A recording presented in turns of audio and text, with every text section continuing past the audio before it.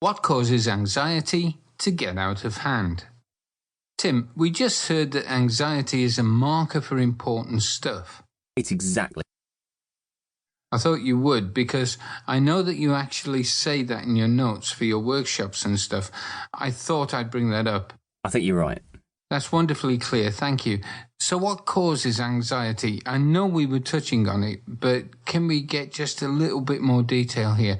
What causes, in a very logical, very understandable way, what causes anxiety to get out of hand? The way it tends to start, certainly in my experience personally, and working with people with this, is that something big comes into your life that you've got to take care of. It might be health, it might be a situation at work. It could be, like you say, you've got to speak to people for something coming up. It just sits there not having anything done about it. An example would be, I saw a client once who had a trial coming up for something they didn't do in 6 months' time. They were feeling tremendous, constant levels of anxiety about the upcoming trial, but they didn't want to be existing with that horrible feeling in their chest for 6 months. All their mind is doing there is saying, this is really, really important. It might be the most important thing in our life for the next few years. So we can't just forget about it. We can't just throw it away and ignore it because it's too important. What happens then is that crew members whose job it is to look after this activity starts to shout louder and louder because nothing's really being done. We're just sitting there getting on with our lives without addressing it directly. But 6 months out, he'd done everything he needed to do. He prepped everything, he got his brief. He didn't really have to think about this until a day or two before the actual trial when he would need to get his head in the game. But you've still got this crew member saying, no, this is the most important thing in our lives and I'm going to keep shouting about it. Then what happens is you've got all these other crew members on the ship who have fairly mundane things to do, like remember to get the shopping, remember to put the bins out, stuff like that. But then to actually get heard, they have to shout even louder than the bit that's really shouting. Otherwise it will get ignored and it will just get forgotten.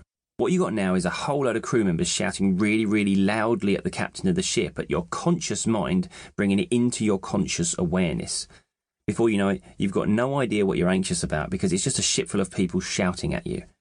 Then, as a result of this, you might get told, you have anxiety. Your anxiety has now escalated and now you have chemicals in your brain being created that are causing you to constantly have anxiety. And now you've got a disorder. Then suddenly you've got someone else in there shouting about your health, about your mental health and the worries that you have. Will this anxiety ever leave? Because sometimes what happens is we'll get to the other side of that important thing and we'll still have those high levels of anxiety because everyone's got used to shouting now and no one's going to just decide to whisper when everyone else in the room is shouting. They just keep doing it at this level. What becomes the biggest thing you're anxious about is the constant level of anxiety, even though the big thing you were anxious about has now passed. I had a client actually that did exactly this. She came to see me. She'd been diagnosed with health anxiety and generalised anxiety. She was told she had a disorder. She'd been put on medication to treat it. She'd had a course of CBT. She saw me as a last resort, which I'm okay about. I don't seem to be many people's first choice. They don't say, there's something wrong, I'm going to go and see the hypnotist. They tend to go to the doctor first, which is fair enough. But it had started a couple of years earlier and it was a really good time in her life. She was doing brilliantly, in fact. Her business was flying and she was winning awards and she was getting big contracts, doing better than she could have ever imagined. But as a result, she was working quite hard, doing quite long hours. She was out with her friends one day in town and for whatever reason, she hadn't had much sleep, she hadn't eaten very well, she hadn't taken enough fluids, so physically she was a bit run down. She started to feel ill. She started to feel her heart beating a bit faster, breathing getting a bit erratic, feeling a bit dizzy, and she started to really worry about what this was. Before she knew it, she'd amplified it and talked herself into a panic attack. The ambulance was called.